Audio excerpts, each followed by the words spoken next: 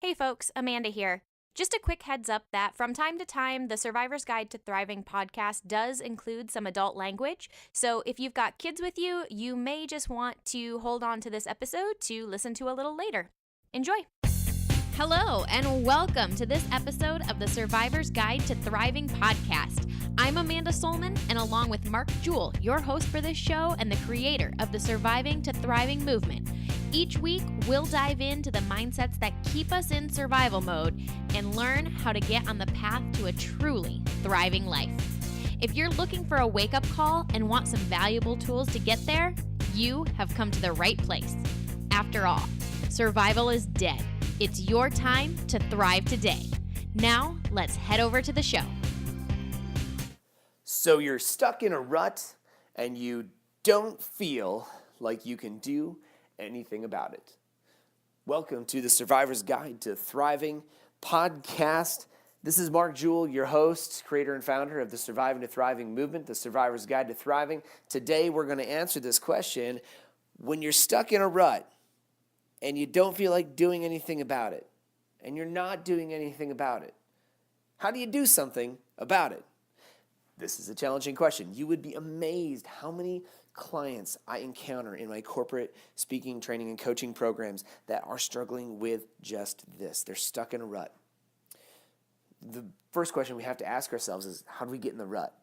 Like, what is the rut? How do we get in the rut? And so the answer to this question, typically goes back in time if we analyze the situation and we find something like this.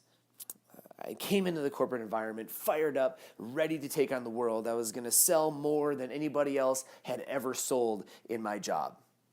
I was there to light the world on fire. I was going to be the next VP. I was going to be the next, kick-ass person who could take on the world, be well respected in my workplace. I'd be able to hit all the happy hours, all the networking events, and make it home in time to be there with my family. It was going to be epic. And then life happened. You got into the job. There were some changes. There were some expectations that weren't met. You may have fallen short on some goals. I fell short on some goals. Some things didn't quite manifest the way that I thought they were going to manifest. And the next thing you know, I'm not as jacked up as I was because, I was going to hit this really big goal before, and now it doesn't seem that possible. And I start to think, well, maybe I could get by, maybe not the full goal, maybe like 75% of it. And maybe I'll just, skip a couple of those happy hour things because frankly, I'm so damn tired. I just want to get home and go be with my family, right?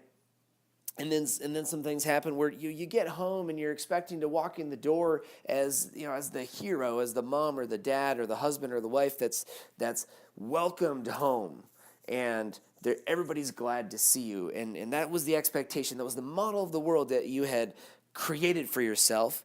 And then you walk back in the house after a long day at work of getting told no 8 out of 10 times by your clients, by your prospects, and you're just ready to sit down and watch some TV and have a beer. And the reality is there's more work to do. Nobody welcomes you home, and there's no fanfare that makes you feel like the hero. It's more like there's a basket full of laundry that needs to be folded, and a meal that needs to be cooked, and a house that needs to be cleaned, and kids that need to be bathed and taken care of and played with, and homework that needs to be done. There's all this other stuff that needs to happen in that situation. Does this sound at all familiar? And if it's not you, I bet you know somebody who has a scenario something like this. I can only tell this story because this is mine, okay? This is my story. And so the reality is we all face this type of thing. We end up in a rut when our expectations don't meet up with what actually happens. I'll say that again. When our expectations do not actually meet up with what actually happens, we start to get a little bit disappointed and a little bit disappointed, a little bit disappointed. And then we start to justify why something less than what we originally set out to achieve would be acceptable. And we justify, and then we go out and we create justifiable results, average results, mediocre results in our life. And so we feel like we're in a rut because our experience is not matching up with our expectation. our experience is not matching up with your expectation. And so you start to feel little by little, day after day, week after week, month after month, life is cruising along, and it's fine. Nothing really hurts. Nobody's really sick.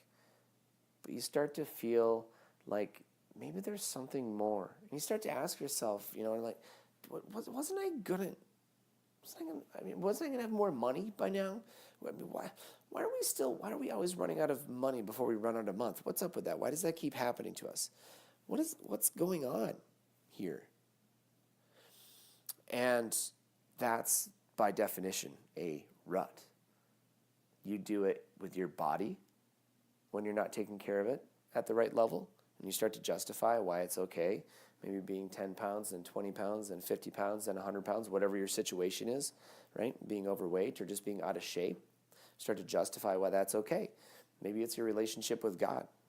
Okay, whatever that looks like for you, or whoever God is to you. Are you fully connected to the creator that makes this whole place tick and makes all this stuff possible? And we start to justify why, I don't really need to go to church. I don't really need to sit and meditate. And I like to go to church with my family and everything. I'm not a big person that says, you got to go to church every single Sunday. That's not how it is. I love to connect with God every single day of the week. I take 20 minutes in the morning, 20 minutes at night to meditate and connect with God and let him talk to me rather than have to go through a mediator or a pastor to get to him. I just try to connect, but that wasn't always that way. Several years ago, I felt completely disconnected from God, like he'd completely abandoned me. What about in your relationship? You ever feel like you're in a rut in your relationship? You guys don't connect as well as you used to? You don't date? You don't get flowers? She doesn't make you feel like a hero? She doesn't jump your bones when you walk back in the door, right? I mean, these are some things that we used to have in these relationships, but we compromise, and little by little we get into a rut, and it doesn't show up looking like you thought it was going to look like anymore, does it? What about in your career? Are you where you thought you were going to be in your career? Or are you like I was 5 years ago, turning 30? And I look around and I look at my bank account and I look at my job title and I look at where I am in my career. I look at my recognition. I look at my significance. And almost none of the things that I wanted or thought were going to be there or that I desired, almost none of the things were showing up in the way I expected they were going to. So my experience was not matching up with my expectations. Are you hearing me? When our experience does not match up with our expectations, that's when we start to feel like we are in a rut. So what do I do about it? What do I do about it? This is going to seem a little bit abrasive and really abrupt, but there's no other way around this, my friend, other than to just recognize, first of all, if you're in a rut, admit that you're in a rut. Stop freaking justifying why you're living in your mediocre freaking existence that doesn't get you everything that you want. Stop justifying the reasons that you can't have more. Stop justifying the reasons why you can't do more, be more, dream bigger, become more. Stop justifying it. It doesn't frickin' serve you. End of rant. Once you've stopped justifying, now you can move to the next step, which is to recognize that it's a choice. Your rut is a choice to continue living in an experience that doesn't match your expectations. So you get to choose now. Now we get to choose to redefine. If I could have my expectations be anything, if I could have my experience be anything, what would they be? Okay? What would I love to be living in? What would I love to be driving?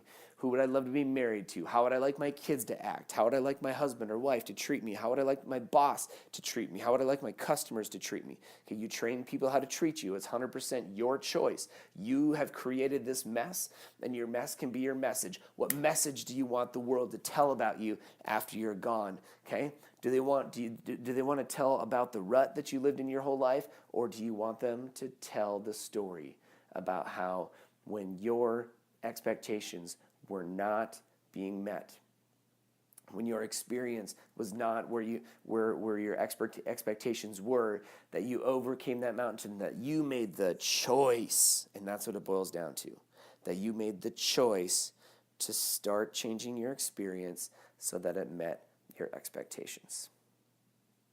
Whenever our experience does not meet our expectations, we start to feel like we're in a rut in life. We stay there when we justify, but when we stop justifying, we get to start experiencing something so much more powerful. When we stop justifying, we get to start to break free from the shackles of bullshit that keep us contained in our rut. And you get to start experiencing something so epic on an incredible, whole new level. But you have to make the choice. You have to make the choice to stop surviving in your rut and begin to do the work.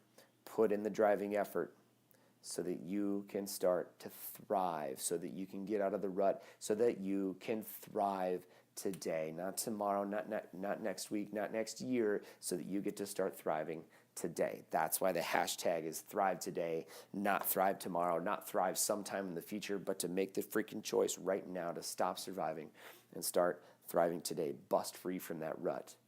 Start making your experience something that looks like and maybe even exceeds those expectations. Survival is dead, my friend.